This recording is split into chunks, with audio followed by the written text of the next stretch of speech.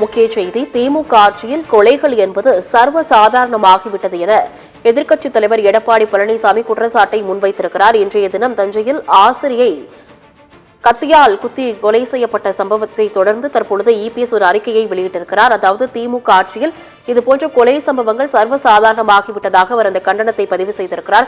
தஞ்சை மல்லிப்பட்டினம் அரசு பள்ளி ஆசிரியை ரமணி கொலை செய்யப்பட்டதற்கு எடப்பாடி பழனிசாமி கடுமையான கண்டனத்தை பதிவு செய்திருக்கிறார். திமுக ஆட்சியில்தான் இதுபோன்ற கொலை சம்பவங்கள் சர்வசாதாரணமாக அரங்கேறி வருவதாக அவர் அந்த அறிக்கையில் குறிப்பிட்டிருப்பதாக தெரிவிக்கப்பட்டிருக்கிறது.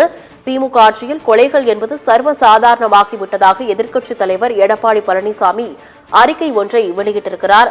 தஞ்சை மல்லிப்பட்டினம் அரசு பள்ளி ஆசிரியை ரமணி கொலை செய்யப்பட்டதற்கு எடப்பாடி பழனிசாமி இந்த கண்டனத்தை முன்வைத்திருப்பதாக தெரிவிக்கப்பட்டிருக்கிறது. அரசு ஊழியர்களுக்கு பணி பாதுகாப்பு இல்லாத அளவிற்கு சட்டம் ஒழுங்கு சீர்கெட்டுள்ளதாக எடப்பாடி பழனிசாமி அந்த அறிக்கையில் குறிப்பிட்டுள்ளார். திமுக ஆட்சியில் கொலைகள் சர்வசாதாரணமாகிவிட்டதாக எடப்பாடி பழனிசாமி குற்றச்சாட்டை முன்வைத்திருக்கிறார். அண்மை செய்தியாக பார்த்த மேலும் விவரங்களை பின்னர் வரும் செய்தி தொகுப்பில் பார்க்கலாம்.